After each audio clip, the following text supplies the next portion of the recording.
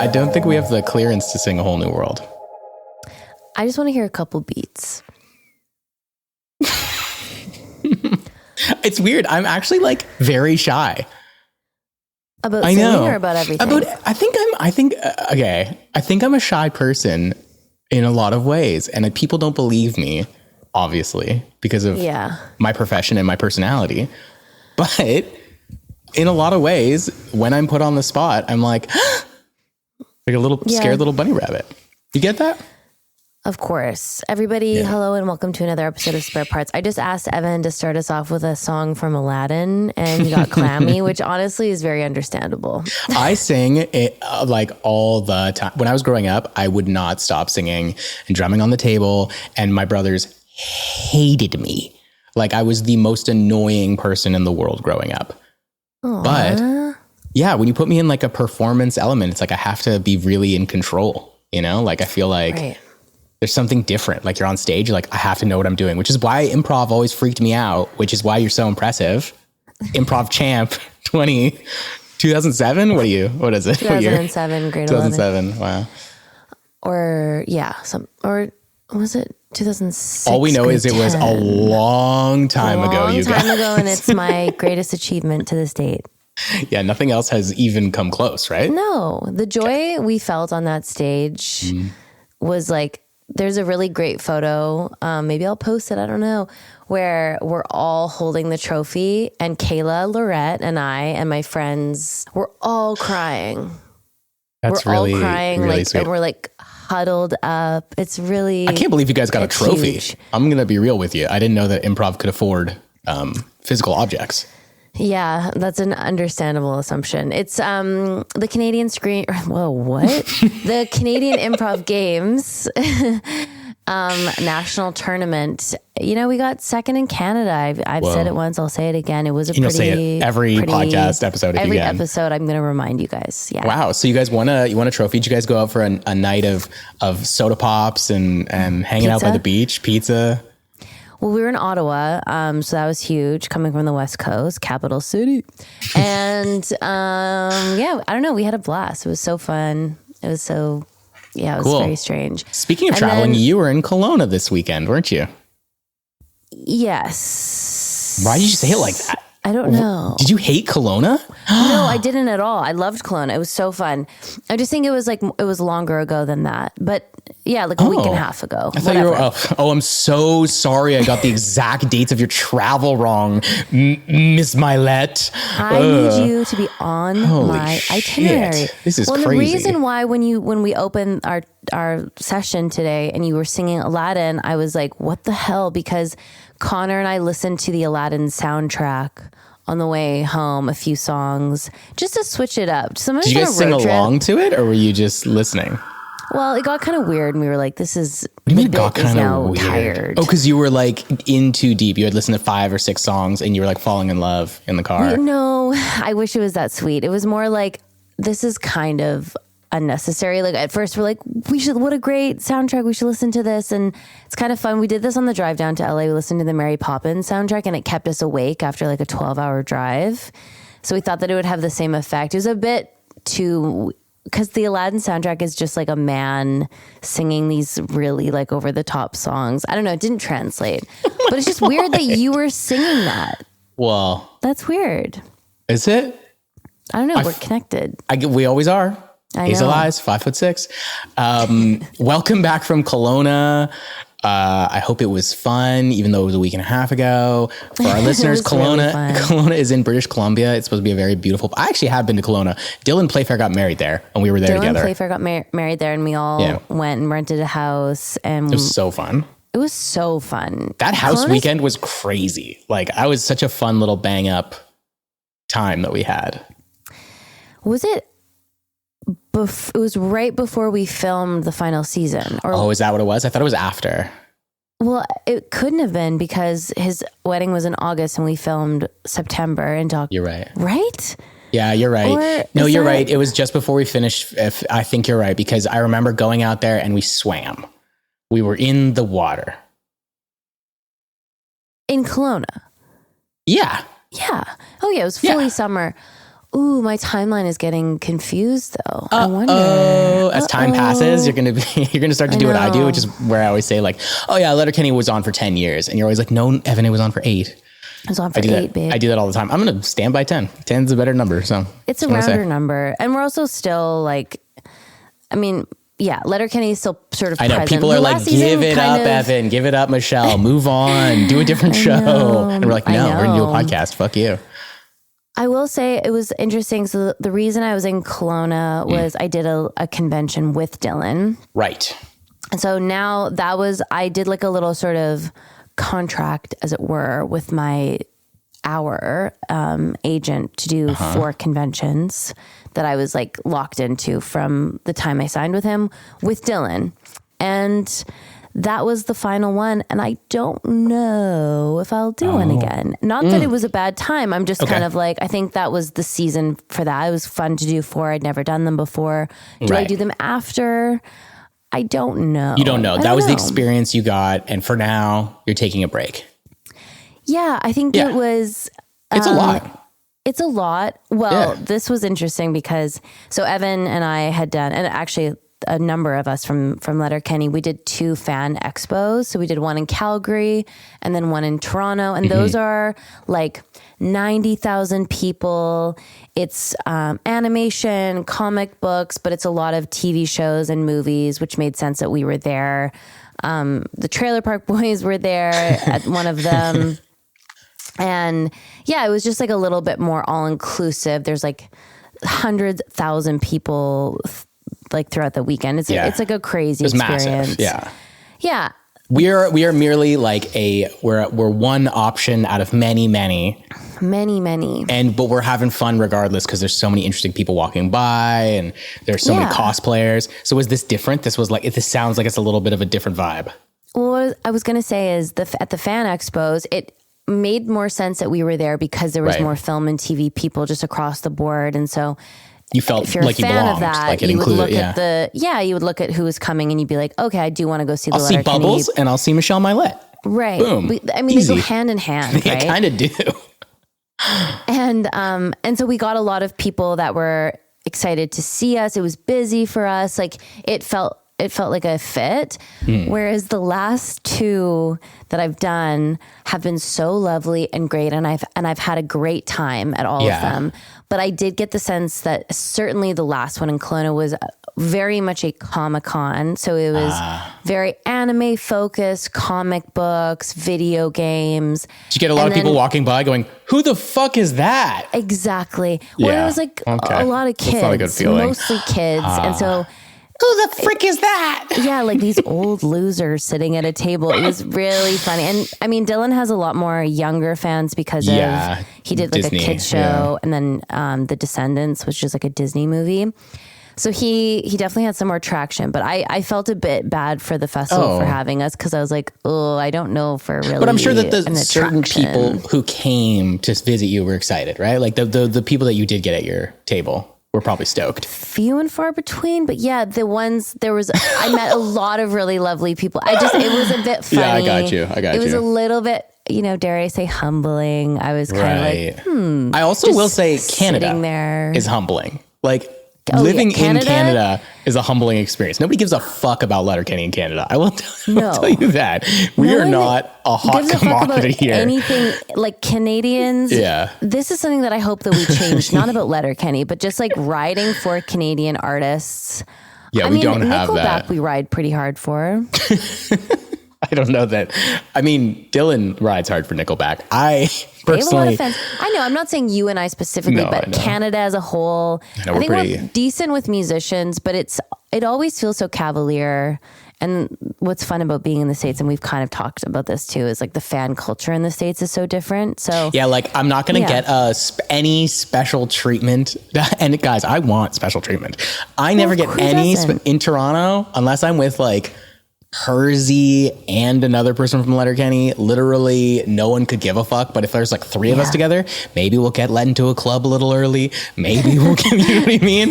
Maybe, but we will be paying full cover. Yeah, we'll pay full cover, but we'll maybe get let in. Whereas like in the States, like you could just literally, you're like, oh, hey, I'm in Boston this weekend, and I'll get a DM like, hey, come by the restaurant. Hey, do you want to come see this cool art exhibit? Like, I want you to come through. Like, it's just a lot more desire to connect in the States. In Canada, it's like, you just kind of like, you nod at each other, you say, what's up? We have to work on that in Canada. Yeah, come say hi to me, guys. Have I told this story about the Victoria bar and when I went out with my friend, and it was like the country club and it was a huge line? Have I told this already? I don't know. Is this the one where the guy came up to you and was like, I just want to let you know, I don't know who you are? No, but that was also... That's pretty telling though. That's kind of a Canadian story, is like someone coming up to be like, hey, by the way, I don't know who you are. just to humble you extra, as if you weren't feeling like shit already. Yeah, I wasn't walking around with a t-shirt like with a star on it. Like, I'm not looking for, you don't have to put me in Katie's my place classic like that. outfit where she's wearing a t-shirt I'm wearing with like a little star overalls and short shorts every day. So I went out to this bar in Victoria, and I was with my friend Eve, and we were like, oh, this lineup is so long, kind of contemplating like where to go. The bouncer at the head of the line, the keeper of this place, goes, oh my God, like, you're Michelle Milette from Letterkenny. I'm such a huge fan. In my head, I'm going, hell yeah, we're in. Like, let's go. This is like best case scenario. Best case scenario for sure. And he goes, oh my God, like blah, blah, blah, such a big fan, like, wow. And he goes, well, have a good night. And then and then Eve and I are like, oh. You're recognizable enough to say hello to, but not so much that he's going to let you into the club. And then we just didn't get into the bar because the line was like around the corner. It was extremely deeply humbling. funny to me. And also, like, I guess maybe like, I bet everyone in line was like, fuck yeah. Oh yeah. Like, hell yeah. And ethically, bang on. Yeah, but like, I don't care about ethics when it's me trying to get into a bar. Like, let me in the fucking bar. Well, yeah, like, I don't want to wait. I'm a monster in that way. I do this thing where I say Evan Stern doesn't do lines, because I heard one guy say it one time 20 years ago. His name's Kevin Doe. Shout out Kevin Doe. And he was like, Kevin Doe doesn't do lines. And I've said that every time there's a line since. Do you think he meant cocaine? No, he literally, because one time we went to a bar, and he is this like very just confident, tall gay man, just very confident. And he goes, there's this huge lineup, and we were at Queens together, and there's this big line. He goes, Kevin Doe doesn't do lines. And he takes me by the hand, and we walk to the front, and we just walk in. And I was like, that was so cool. Wow. If you just walk with confidence, you can really get in anywhere. Yeah, and so I do the same thing now, kind of. Do you really? Yeah, pretty much. Like, I have like I usually text somebody ahead of time. Like, if I know I'm going to a specific bar, I text like someone, I go, hey, I'm coming to this bar. Will we have trouble? Like, for instance, one of the most douchey, the Young Filmmakers Party for TIFF. It's like the thing that happens every year where it's way overcrowded. It's always a fun time, but it's also always like sardines, but you see everybody there. One of the douchiest things I ever did was walk, like, the line is literally around the block. And after Nadine's hot pilot party last year, I just like brought a couple people, and we just walked like right in and took photos with the bouncers in front of everyone. Because that was like the exchange. Legitimize it. We take photos with them, and then they let us in. Knew who they were fans of Letterkenny, yes. Okay. But again, it's like such a funny thing to like be like, this is my currency. Like, I'm going to get let in early because I'm going to take photos with you, and this is all I have. Let me fucking have it, okay? Please. It's going to expire any day now. Oh my God, it is fast expiring. It's like milk in the fridge that's like a month overdue. I could still drink it, but probably shouldn't. Yeah. That's also the difference, huge difference between Toronto and Victoria. Toronto's an industry city where they give a shit about status, and all that stuff is like very much part of the currency. The cute and like funny thing about Victoria is each bar you go to is like all ages, and everybody waits their turn, and there's all ages. It's very not teens, but I just mean there's a lot of elders at the bar dancing, and like elders? It's kind of I'm serious. It's very, it's just very inclusive. It's super NDP politically and just in its mindset. So you're not allowed to exert like elitist. It's union strong. You can't go in and be like, do you know who I am? They'll be like, back of the line. Yeah, they're like, what's your seniority? And I go, Right. not much. And then I have to go to the back of the line. Darn. Yeah, I obviously fuck with it, but at the same time, I wish that I had some more perks in my hometown. It's nice to get let into places. It feels is. good. It feels really good. Like, remember when we were in Chicago and we just like, I feel like when we were on the tour, I know. anywhere we wanted to go, because we were all together. There was like 10 of us. Well, yeah, that was. Oh my God, we had strength in superpower. numbers, and Yes. then America, the American element, they really. They take Private back rooms, great care of us. Yeah. Dinners. Like, we had a lot of weird things that we would. Yeah. Actually, one thing that we did do that was kind of funny was in Calgary.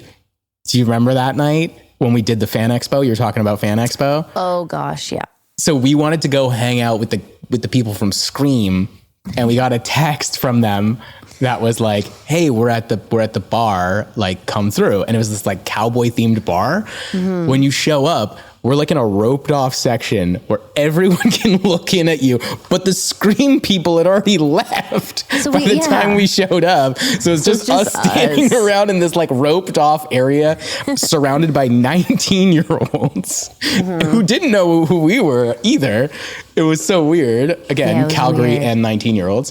But then, so cute, the Avatar kids showed up and they were so fun. But I think you maybe have left by that point. But we had such a good time with them. Yeah, I didn't really want to go in the first place, especially, I mean, you know how I feel about like the country scene. Yeah. It's not for me. It never has been. And that's okay. And no disrespect. But I didn't want to go to this like... Yeah, it was like a country bar. I knew exactly what it was going to be. It was just going to be country in the way that isn't charming, like bro country, which is worst case scenario. Yeah. And it was. It was that. But the upstairs was an arcade. And I don't know if you made it that far into the experience. Loved. No, I left within 4 minutes. Dude, after you left and after those guys showed up, we went upstairs because it was too hot for them. Like, all the 19-year-olds really recognized the Avatar kids because they were just come out on Netflix. So it was like very, very popular. So it was like tons of photos being taken. And they're like, let's just get you upstairs. We don't need you down here. The upstairs is totally roped off. And it's just like Richie Rich's basement. It's just like pinball machines and like skeet ball. And so we just like played games upstairs, and like they don't even drink because they're like young. So it's just like this, like what kind of weird Pee-wee's Playhouse is this? Like, it's such a strange, I'm happy I was never, not that I'm like particularly recognizable right now, but I'm really happy I was never like a successful actor at that age.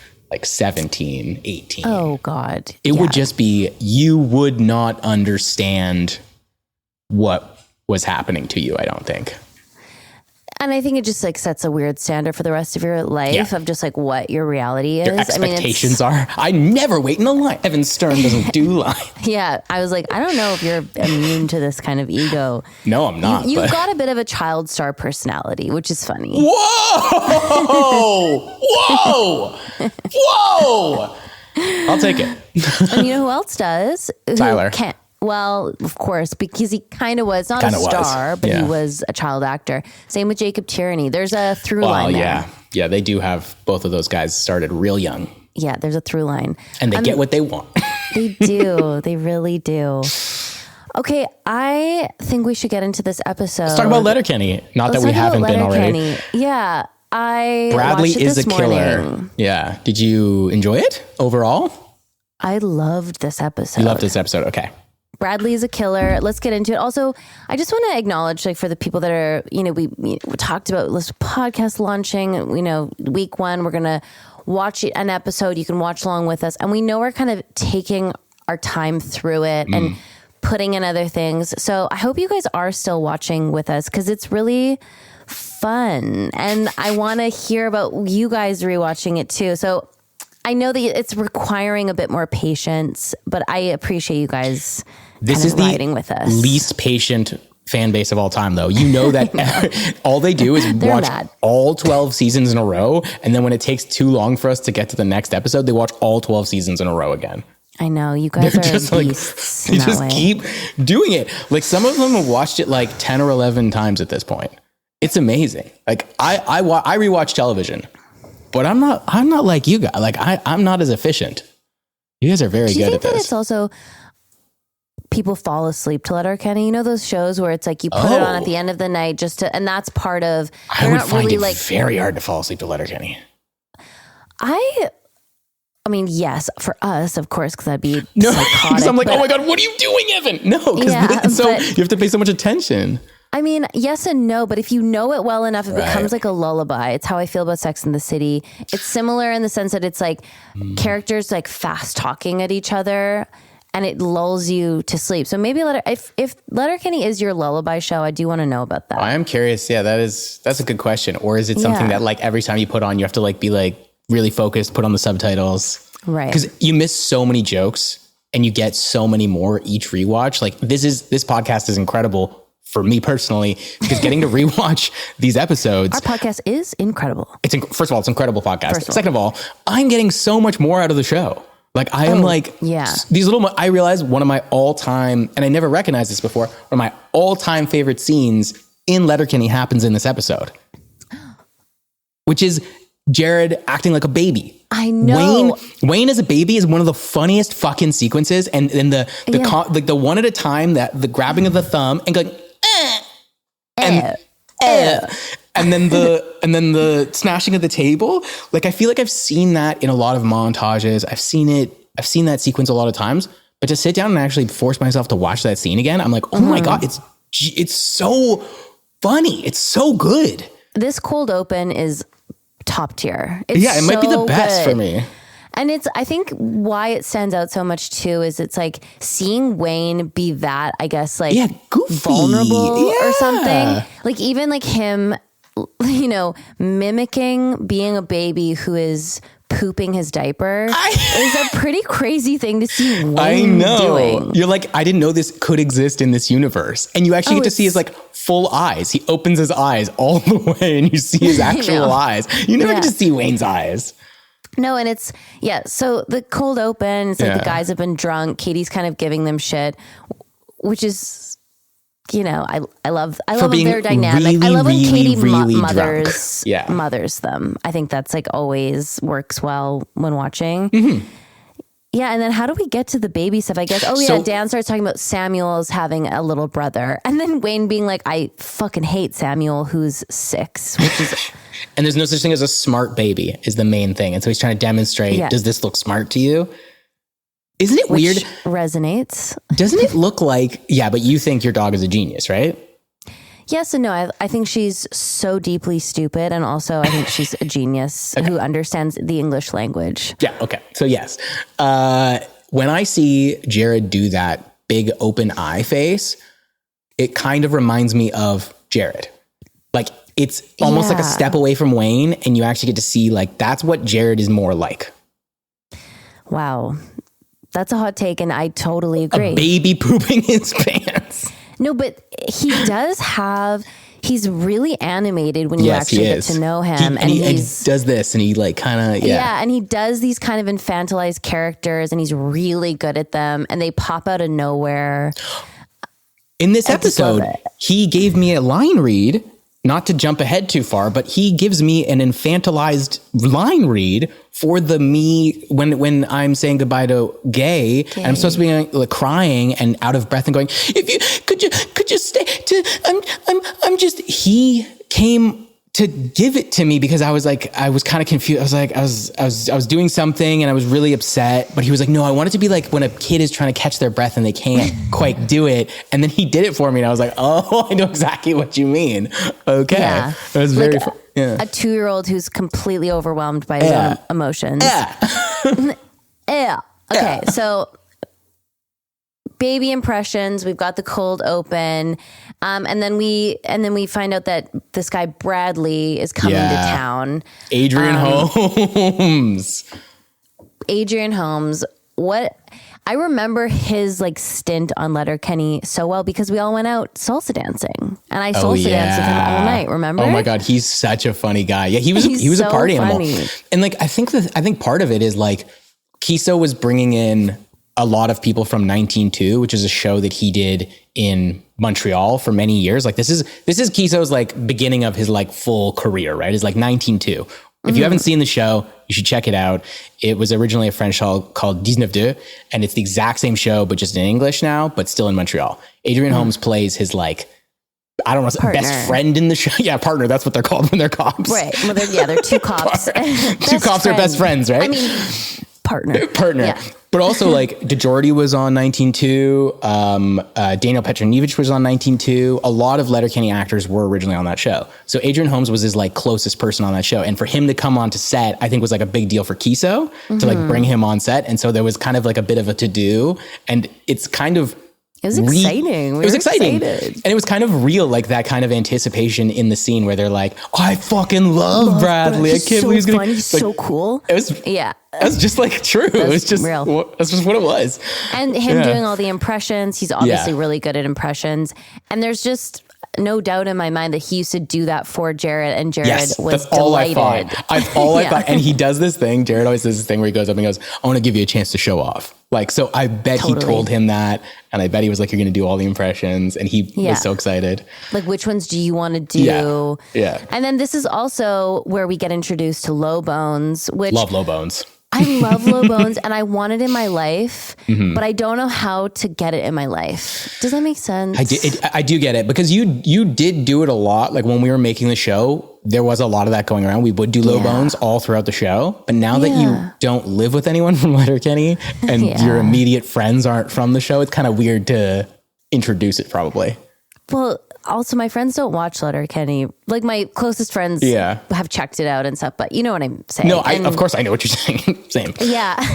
And so for me to be like, so there's this thing that I like. Well, you couldn't tell them. No. You have to just start doing it. I know, but if I just started doing it and then somehow they found out that it was from Letterkenny, that's also that would be tough. really embarrassing. That's that would be weird. so bad. Oh my God, that'd be horrible. I like Low Bones so much, and I think it's such a funny way. And I like kind of saying something nice to somebody quietly, touching them, but looking totally off. Yeah, it's nice. No connection, but very connected. It's kind of animal. So it's almost like, it's just like knowing the one, like you're next to another person. You're in the pack. Yeah, that's really cute. I'm going to, if you need help incorporating it into your life, I could, when I come visit, I'll do Low Bones to one of your friends just to like start up. Like, that's what's up.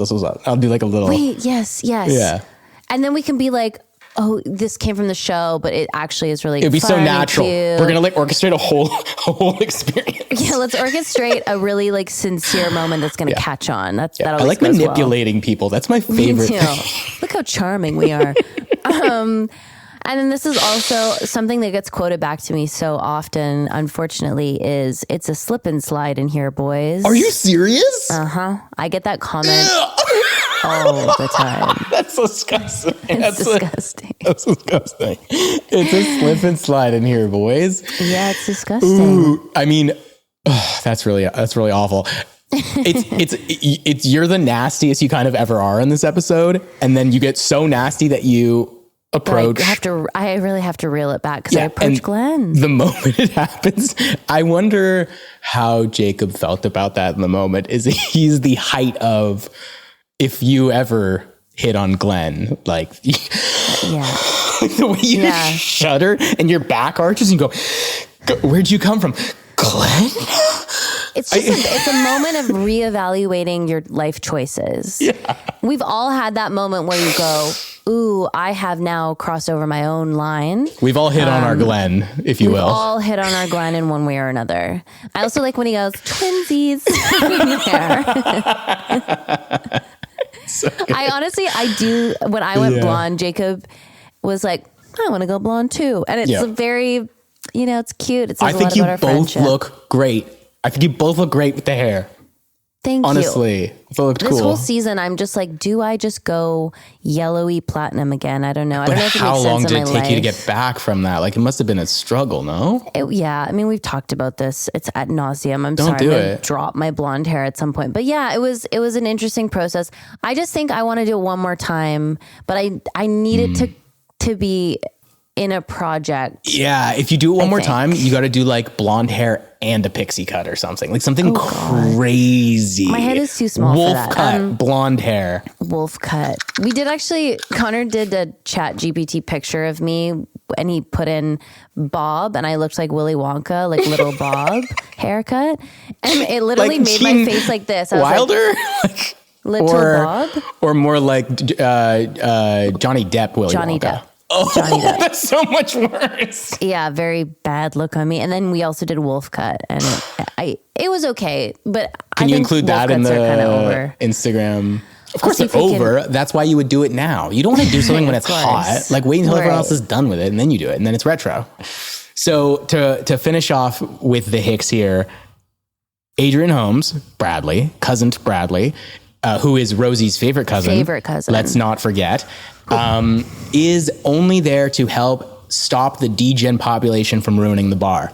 But surprise, surprise, the degens in this episode are actually the Hicks because they're getting really drunk. Turns out, yeah.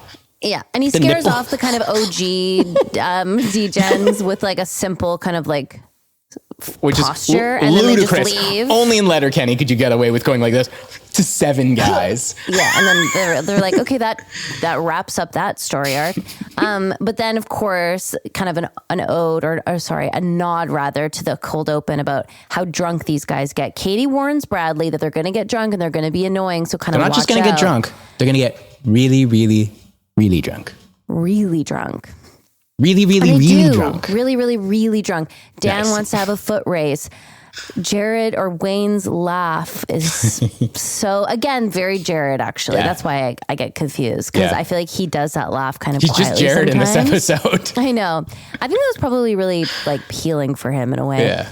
And then Derry with the nipples, which is also so real. deeply Nate. That's all what Nate does. That all the amount of tummies drunk? I've Oh bumped my with God. Nate is crazy. His tummy out is Yeah. constant when there's alcohol in his system. It's really a crazy I've seen thing. Andrew, her, and Nate Dales bump tummies more times than I care to admit. Like in the hundreds, maybe. Like it is good because sometimes in the same night it'll just be like.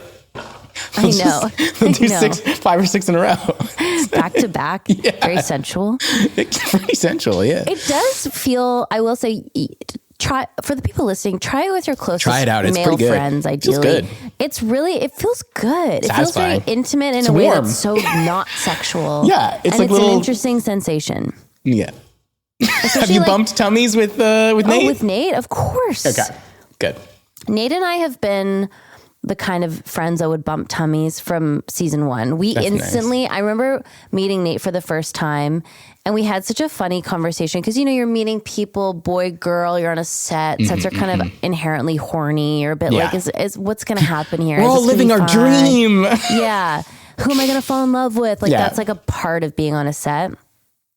And night 1 with Nate, both him and I just clocked each other at SRO at the club. And he came over to me and he went, I feel like you and I are really platonic brother and sister. I went, me too.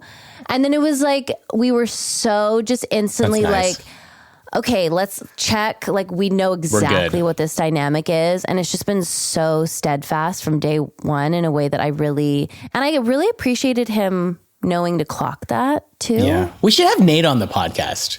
Well, we will. We got to save some people up. We have to space it out. I know. But we'll have him. He's the best. And yeah, so they obviously take it too far. They're really pissing off Bradley, understandably so. And Bradley kind of reaches his limit. Space is being invaded, understandably. So he headbutts them both to the floor. And we have this really interesting moment where Wayne has to essentially decide to have either loyalty to his hick boys or loyalty to his girlfriend Rosie. And we end on quite a cliffhanger. I know. I feel like him unsnapping suggests that he chose the boys, right? Like it's weird because you and I don't know how this show ends in any way. So we actually, I have no idea what happens in the next episode. Yeah. I assume he beats up Bradley and they have a breakup or something. I don't know though. I actually don't know. I don't know. And I can sort of assume that there's going to be a long, rhymey cold open that explains what happened. You bopped your bean the other day. Exactly. Yeah, exactly that. You bopped your girlfriend's best cousin, Bradley. Yeah. But I don't know. But it is an interesting, like, kind of tense, cinematic moment of, like, what's he going to do? And you can tell he is kind of weighing his options. He's conflicted, which doesn't usually happen for Wayne. Wayne usually has very black and white morals. It's like somebody attacks your boys, you attack them back. Like it's very strict. But he loves Rosie. And he respects family. This is also, he understands what it is to respect family. This is Wayne doing math. He's just like standing there, like doing all the like equations inside. He's like slowly unbuttoning or to unbutton or not to unbutton. Yeah. Because he can't let it slide. No, he can't. Although his boys, so to speak, are just so clearly in the wrong. Yeah, I think he made the wrong decision. Yeah. But he can't let it slide. Bradley. I think he does. I think that's the suggestion. I know. Well, we're going to find out. How cool is that? Isn't that what this means? Yeah, you're right. Nobody tell us in the comments. Don't spoil it for us. Yeah. I want to watch it with fresh Bambi eyes. Yeah, exactly. Okay, so let's move on to you want skids next? Is that what you want to do? Skids. I really want skids. So we're saying goodbye gay, and it is a cry fest, a sob fest. This is a scene that should be in your demo. Is it?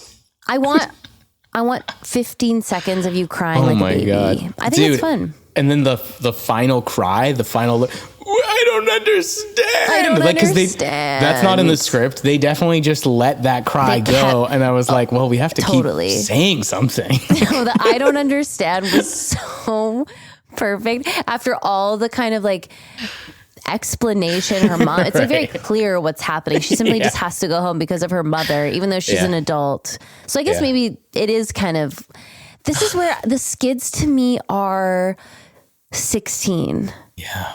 Do you know what I mean? I do. They're so full of emotion and hormones, and they don't really get it. They're against the world. They don't have jobs. Like they're 16. They're so 16. Angsty. Yeah. Yeah. And I also thought Sarah's performance in the scene was so good. She's great. Sarah's the best. I was like, wait, that was really good. CSA? Yeah, she should have got a CSA for this scene, I think. I don't know. I'm like not joking. She's very tapped in. Yeah, it's really cute. The boys are obviously devastated. I thought Darian and Connor, right? Yeah, Darian and Connor were so good as well. Like Connor constantly vaping through the tears and through his mask, and just always that choice. Like there's just like such a nice addition to the skid crew. They fill out the world so well. Like really without them, we wouldn't have the full scope of what they're like our inner monologue, or like demons on our shoulders. Yes. Like it's like this like other element that's just constantly there, and they're so vibrant. Like they're so alive. It's not just like, because they're not background actors at all. No, that's not what they are, and they never have been. They're so present. They're not saying anything, but they're like so present. It's such a huge part of the crew. And very hard to pull focus away from you and Tyler, who are doing so much. The most. All the time. You guys are doing the most, but they pull my focus a lot. And they're really talented. And then we wrap up the Skid Boys with, we decided that we're going to go fight the power anyway, put on our clown masks. And then when we open the front door, it's too cold. It's too darn cold. And then darkest line of it's so dark when he's like, when Stuart goes, I guess we're just going to do hard drugs now. Copious amounts of hard drugs. Yeah.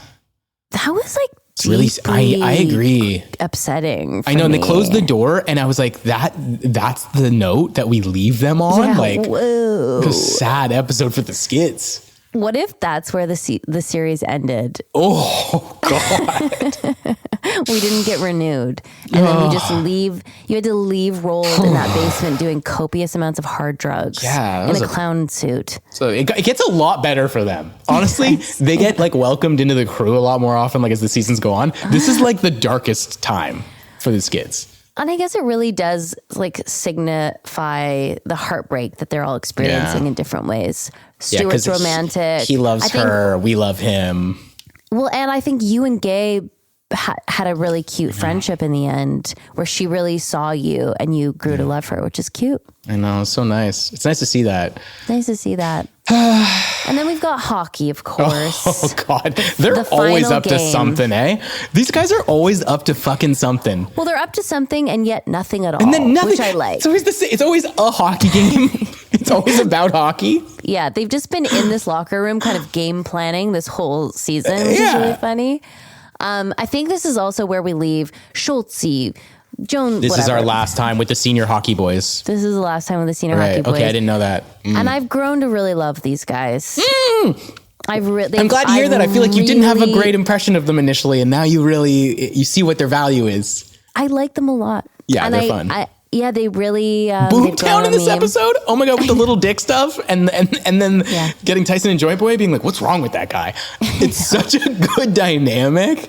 It's very good. Oh, he's very funny in this episode. Yeah, and they want the W. Yeah, this is their final game. It's like, let's go. We've got a great cameo with Mark Forward, coach, who we didn't get a lot of this season. Yeah, I guess he was busy. I think. Doing something. I know why. Why? He was shooting Fargo. Makes sense, because on the bench, there's like an assistant hockey coach or something who's not talking. No. And he's just going, and I was like, who the fuck is that? Why isn't Mark there? Yeah, just making facial expressions. This is so weird. Yeah, I think we had Mark for maybe like one day. That makes sense. So he was doing Fargo. Cool. And this happened in a few seasons. He was shooting Fargo at the same time. Right. But Big Fargo's show. very much a winter show, so I'm fairly certain that he was like had one day on this series. Is that why we switched Letterkenny from winter to summer? Is for Mark Forward? I think we were trying to accommodate Mark Forward. I think we were just Coach is accommodating Mark integral Forward. to the seasons. He really is. He is. I He's think a we also motivating factor. We were like the Skids. It was just too cold. It was just too cold. I agree. -24. That was real. It was pretty fucked up. I'm so glad that we're getting out of the winter. Like, I'm cold watching these. I'm excited to get into some summer scenes again. I am too, but I do think it's important to show Canada in the winter. I know that's kind of like, but it's mostly what we get. Yeah, totally. Right. Well, it's mostly what most of the country gets. And so I'm glad that we showed it a little bit at least. And I found it quite visually stunning too. Snow is beautiful to look at. Wow. On camera, the way it reflects light, the way it plays, she plays so well. But then she plays so well as an actor. Nighttime in the winter is like one of the worst. Like all you're doing is crushing hot pocket pouches and like shoving your hands in your jacket. And then a craft is coming by with like hot soup. It's like, drink this. And you're like, ah. You're wondering like what chemicals the hot shots are emitting. My hands are all red and purple and blue, like from chemical burns. For some reason, my jacket is wide open at all times and I'm wearing a crop top, even though it's literally -30. The jacket you come in this episode with hockey, that white jacket with the fur collar. It's so mom. Ugh. It's so like 2004 mom of 3. It's pretty upsetting to me. Is a kindergarten teacher, but she's on that leave. But like, I feel like hockey, I get it because it's kind of doing, this is such a deep cut, but Kate Upton wears the white bomber Chilliwack jacket in the Sports Illustrated swimsuit edition. Wow.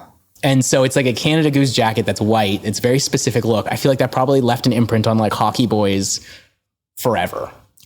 That's an interesting take. That wouldn't shock me if Jared had that in his mind. He's like white Chilliwack, white Canada Goose, jacket, Kate Upton, fur trim, Cat Daddy. Remember the Cat Daddy? No, the Cat Daddy. Oh my God. That what year was that? Was that 2014, 2013? It's never gonna happen again like that, though. We'll never get that again. She did. Did she do it in the stands? She did it during that swimsuit illustrated shoot, and then became famous from that. Whoa. And then did it in the stands afterwards. Can you find a clip of that and insert it here so we can all watch it just for 3 seconds? Pretty wild. Like I remember being like, "This is It's like What is it like the Dougie? Yeah, it is like the Dougie. It's like really, but she's wearing a bathing suit, so it's just so weird to watch anyone dancing in a bathing suit. You know, she's quite a voluptuous girl. She's quite busty. Yeah, she busty. As I would say, she's got big naturals. That's what you would say? Is that what you say a lot? Yeah. Okay, so where are we? Oh yeah, you're the in the hockey audience, game. and I'm you in the came audience. to show this up. is kind of cute because of the Glenn thing and everybody being like, "You've had a busy winter." She kind of is like, "Whoa, I need to grow up a bit. I'm gonna go back to my roots. I need to go back to my roots. I'm gonna show up for the boys." She arrives. She gets catcalled like crazy. And I remember filming this, and Jared is obviously Shoresy and he was the one doing. Oh my God! Spoiler. Wait, what? Spoiler, guys. Is he actually doing the chirps from the bench? That's him? Yeah, and he was doing the chirps and having Jared Kiso, who really did become like a brother figure in my life. We were cracking up about it. We're like, this is an uncomfortable exchange. But But yeah, and then, the guys really come to Katie's defense, and instead of focusing on the W, they focus on defending her, and they have a huge brawl. And I was watching this thinking this must have been a really complicated fight scene to organize on the ice. Yeah. Well, this is like the precursor to essentially Shoresy. Like I've never seen Shoresy, but I assume they fight on the ice a lot. And this is like a huge scene, and they have so many good punches. And actually, like, the punches looked the best they've ever looked to me as well. It looked really authentic. Yeah, it looked great. So shout out Dan Skeen. And then also one of the hockey guys from the other team who says something, I think he's the one who like says the final thing about Katie that like makes everybody throw hands. His name is Cal, and he used to bartend at Earl's with me in Toronto. That's wild. That's cool. Small world. Yeah, small world. Did you remember him when he came on to set? Were you like, oh my God, Cal? Or were you too big shot? You were like... I went, sorry, hi. Sorry, hi. Who? Oh, thank you so much for joining us. It's actually nice of you to even talk to anyone. Yeah. No, of course. He was very sweet. That's great that you guys, that they defended you and that everything worked out. And, now you're going to be in love with both of them. Oh, wait. Oh, wait. No, you're not. Oh, wait. She drops a bit of a bomb. The guys come out after a big celebration in the locker room. And she says she wants to get back together, but just with one of them. And then I don't know what happens. I actually don't know who you pick. Okay, well then I'm not going to say anything. I don't know. Great. Good. This is exactly like the Bradley thing. I'm like, I have no fucking clue. I'm like, how could you pick one? Is how I feel. I know. Who would you pick? Ooh. For Katie, I would pick Dylan. For Michelle, I would pick Andrew. Right. Well, it's nice to have two. It's nice to have two brown hairs. Yeah, as we know. Yeah, and you were blonde in that season, so Dylan. So this Dylan, season. right? But now you're brown hair in real life, so Andrew. So Andrew because brown hair. Yeah, that makes sense. Hey, so they each get chosen, but for different reasons. Reasons. And I actually forget how this goes down as well. But I have some ideas, but we won't go into it. You forget how it goes down too? Well, I have some, they compete for your love parts. Or something. Something happens. Yes. I know that there's like a competition in the next season. Resolution, like I pick somebody. Right. And is it like episode 1 or is it a whole season arc? Like it's likely an arc. It's an arc. Okay. It's likely an arc. It's 6 episodes. We'll get there. Okay, cool. But I like that cliffhanger. And then, that's it. That's the show, Michelle. Yep. Yeah. But this is like a great episode it's for kind of like going on. There's a lot of drama. Yeah. There's a lot of drama. We got to fight, weird, like, I like that the skids also sort of show up at the bar. Kind I of like that chirping. Too. It's nice to see, and it's always nice to see Hicks and Skids together. Yeah, I agree. It's nice to see them out of the basement. And it's also fun. Like, they're so irritating when they're around the Hicks. Like, they just like take on a more hyenic like they're just so much more annoying. Well put. Like, yeah, we just sit in the back like, like we don't say much. We're not as verbose, but we like laugh a lot more sharply. Yeah. It's weird. I feel like, was that a bit of an inspiration, the hyenas from The Lion King? Because that probably is really hitting for me. We grew up with them, right? Like all of us are Disney kids at the end of the day. We all grew up with VHSs. So I think we probably all saw the hyenas. And who would be Ed? I guess that's the problem. You remember the hyenas? Ed's the dumb one. Oh, Ed's the one that's like, right. He's always got his tongue out. He's fun. He is fun. I think he is Connor and Darian. I see. Together. Very like good. One, even though they're not dumb, but they're sort of like if I had to pick them together. And then does that mean Stuart's Whoopi? Like the leader? Yes. Right, and then you're the other one. The other one. Who's the other one? It's like John Leguizamo or something? I don't even know. I don't know. Lion King voices. It's important. This is important. I actually do need to know this though. Wow, I did not know Rowan Atkinson was Zazu. How do I not know that? That's crazy. Lion King is so good. How would I not know that? Wait, we started with Disney. We're ending with Disney. Yeah, full Aladdin circle. to Lion King. Oh, there's a couple Zazu. Oh, this Circle of Life. Oh, what a great episode. I I love this episode. This is, again, a bit of a sleeper for me. I forgot so much of it. And it's a pretty dynamic way to end season 3. Yeah. Oh my God. This is the finale. What? I know. What a weird finale. But kind of amazing. Like, oh man, and I like that it's a different vibe because it's a winter season. Like, this I feel like is a darker ending in the same way that season 12 kind of took a darker turn, which I like. And I don't know how you guys listening feel. Tell us if you like the way this ended, or if you like this tone. It's a bit of a departure from the kind of like la la la, like Letterkenny's kind of like boop boop. This is a bit more like boop boop. It has, you know, it's got intensity to it in a different way. I like it. I like it a lot.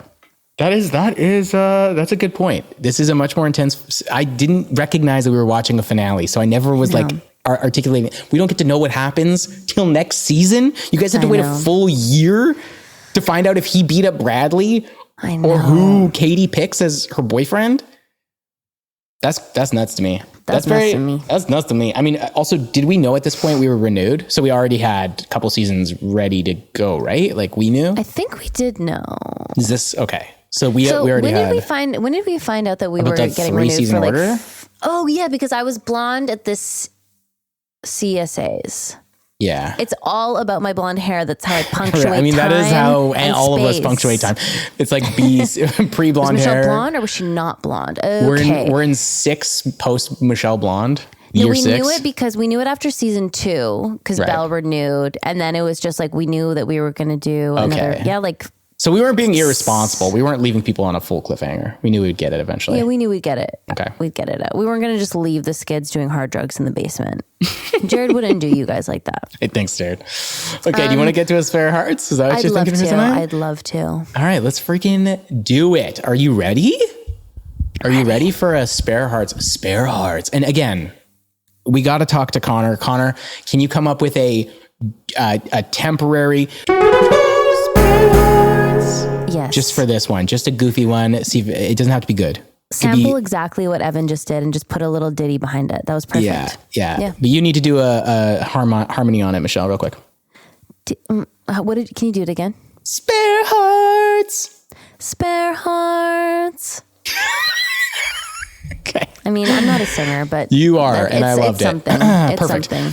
I love the pod, and of course, I love Letterkenny, but it's been so lovely to get to know both you, Michelle, and Evan. Really good start. Really good start. We're going to give you some good advice now. My question involves a coworker, and I have spoken to my family and friends about this one, and no one has given me any great advice. Uh-oh. Okay. I'm worried. I don't know if we're your guys. Okay. They go on to say that they have faith in us because of how well we answer Spare Heart segments, which... wild. But also says no pressure as this is kind of a head scratcher. I'm excited. Mm-hmm. I work remotely and this is my first job working in an office culture, even if it's from my living room. I was in veterinary medicine for over 30 years before transitioning into this online education role as I'm getting aged out of lifting big dogs. Aww. Yeah, those big boys, they can be real heavy. My dog, watch out for your back. My dog, we just took him to the vet and the vet said that he was slightly overweight. Doesn't have an hourglass figure. Yeah, you want to see the curves. You're sick. The vets are sick. They want to see his little curve. Well, it's like kind of toxic. Like what are you talking about? Get out of here. My dog's fine. He's a little chunko, but I love him. You know what? Moving on. Clementine's kind of a skinny legend, and I literally get praised at the vet all the time. Look at that snatched waist. They're like, oh my God, she's so skinny. It's like round of applause. I'm like, this is a problem. This isn't like a great vibe, but I also feel proud of myself. Continue the question. I was so grateful to find this position and still feel like I'm in the community and helping as the FOMO is real, even though my body thanks me for not living on ibuprofen anymore. Fair.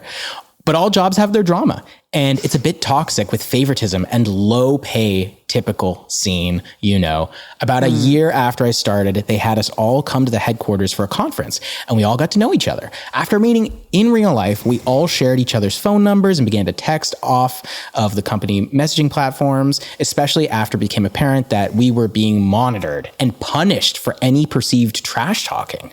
Ooh, big brother. This has been integral to survival in a lot of ways, as budget cuts have caused them to strip us us to a skeleton crew in the past year, and we've still been able to vent without getting ourselves in any kind of jeopardy. So that leads me to my one coworker. I'm going to guess it's a narc. Feels like I'm smelling a narc. Firstly, yeah, I'm smelling a narc. She is not somebody I would be friends with in a non-work situation, as we are from opposite ends of the political spectrum, and you can appreciate what that means coming from an American in these dark times. I sure can. But I have tried to put aside that because mostly it seems like she's a girl from a small town that hasn't experienced the rest of the world, so perhaps have more of a sophisticated perspective. And as a coworker, she's exceedingly kind. Well, that's nice too. Okay. That's nice. The conflict is that she's become overwhelmingly attached. She tells me that I've become her best friend because she doesn't have anybody else in her life anymore. And she's a single mother living with her parents. And it sounds pretty intense from her description of her responsibilities in the house. She has a boyfriend, but it doesn't sound like it's a very rewarding relationship as far as providing her any real companionship. Ooh. I fear that I pulled back from her. Not only would I feared if I pulled back from her, not only would I hurt her, but I would put myself in an awkward situation where I would worry about her causing me harm at work, even if not intentionally or consciously. And truthfully, due to the toxic work environment and deception about the pay when I was hired, I have always been keeping my eye open for other opportunities. But for now, I'm stuck. And when I tell you this girl texts me more than anybody in my life, it is on the verge of obscene. I mean, more than my niece and nephew snap me combined.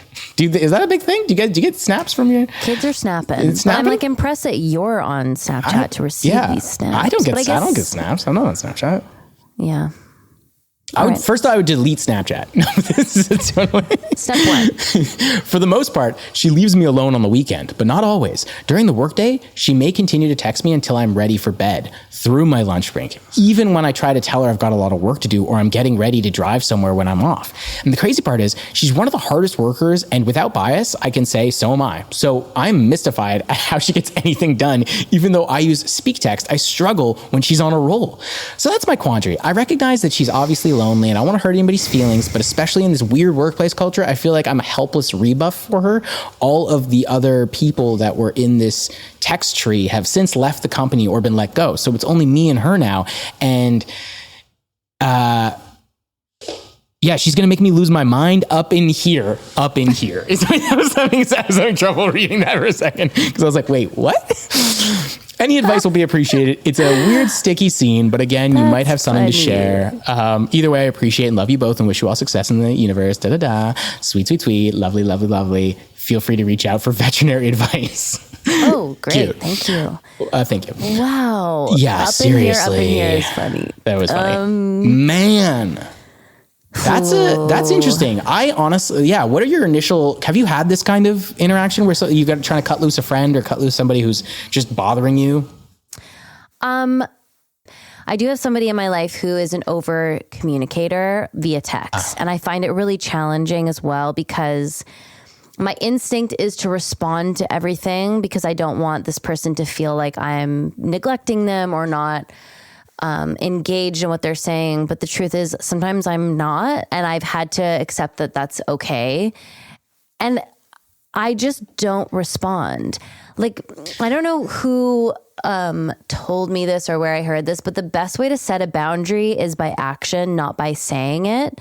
So I would just, unless it's a pressing question related to work during the workday, I just wouldn't get back to all of her messages.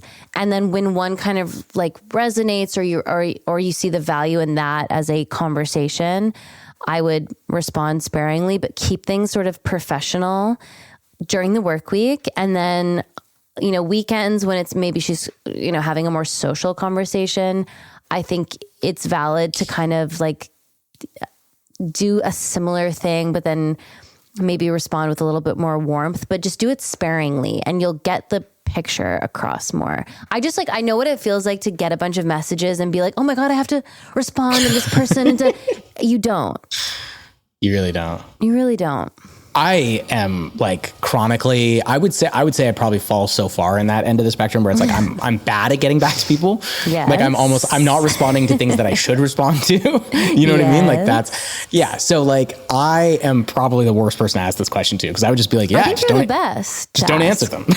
Just stop answering.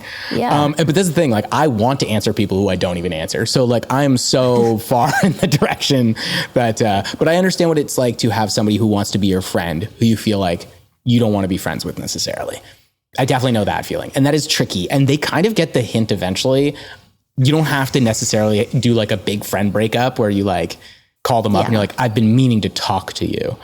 Because that could be devastating in its own way. And it's also so awkward and unnecessary. Like you can just kind of phase them out. Ugh. Well, it's hard because they work together. And from my understanding now, they're like the only two employees. Yeah. Well, it sounds like they work together sometimes. Like it seems like they might have a lot of like overlap as far as like. So it's just annoying because it's like extra labor for you to kind of sift through the messages, and like that is irritating. I wouldn't have a like deeply emotional conversation. I think though you could say like with compassion that this amount of communication overwhelms me. Can we be, when it's work week, can we just kind of be a little bit more concise? I also wonder if there's like a bit of a generational thing. You said you've been working for 30 years. I'm assuming that puts you in your 50s. She's younger and she's a texter. Yeah. Right. Whereas you're like my mom or the people in my life that I text who are of an older generation think that texting is like a phone call where you have to respond. You have to respond with care. Don't. And the truth is you don't. Texting. Yeah, you definitely don't have to respond with care. Don't bother thinking about what you're saying back to her. Grammar out the window. Punctuation, don't need it. Emojis, try writing like a baby. God, no. Yeah, just like yes, no, maybe, ignore is fine, and it's totally socially like acceptable. Totally. And then when you connect with them on a personal level, that can be treated with a bit more care if you want to do that. But it's overwhelming getting bombarded on the phone. Like I hate it. You know what sometimes helps me is voice notes. Not even voice to text, because voice to text is so frustrating. It's like, what the fuck? Like it's wrong. It's wrong. I didn't tell Michelle to duck herself. But on my voice note, if I just send a voice memo, it's pretty efficient, and it's like a good way to like get a point across. Like be like, we're going to talk right now, and get many points across, and then you don't have to sift through it. Yeah, that's actually a great idea. And then she can hear your tone of voice, and she knows you're not mad. And you can be like, hey, read all that. Sounds great. I'm just kind of focused on this project or whatever. Michelle and I send each other voice notes all the time. And it's so, and then I go, okay, good. He's not mad at me. Yeah, exactly. Yay. I thought he was mad because he hasn't responded to me in I 6 would days. never be mad at you, Michelle. I'm never mad at you. Impossible to be mad. Never mad at you. Although somebody commented on our YouTube video, I never read the comments. I know, being like, I don't. They were off this episode. They seem off this episode. Are they okay? And I just was like, Google Michelle Evan Stern lawsuit, and it'll all and you'll make get sense. all the answers. It'll all come clear. Yeah, I did see that too. I was like, we went to court that week, so yeah, I guess you were picking up on something. Yeah, you were picking on that extra something where we sue each other on screen. A whole news lawsuit. Other options: you could change your phone number and not tell her for a while, and it be kind of like, sorry, I didn't. Oops, changed my phone number. Yeah, and like, do you need to be in constant communication during the workday? Certainly not.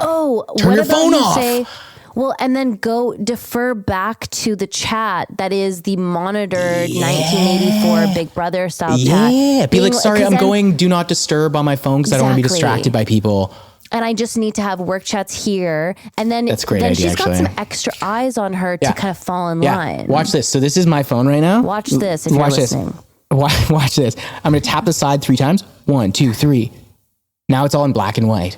This is like, whoa. If you can do this, change your phone to black and white and stuff, and like, and go through like a phone detox as like cover for like breaking up with her a little bit, actually will probably be way better for your mental health in general and your work week and everything. Like, honestly, venting is only so good when it's like functional venting. If you're venting and it's just frustrating you more and more, that means that you're actually just adding more drama to your life.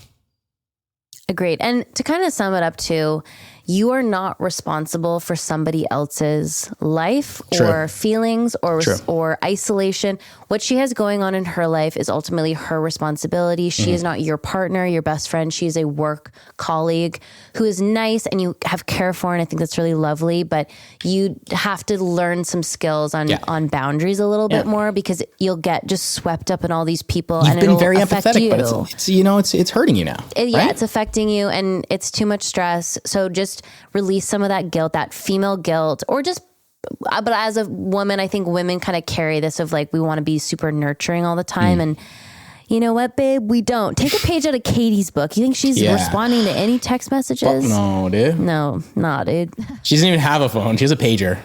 She has a pager, and unless it's like, I almost said unless it's a dick appointment. I gotta get off this episode.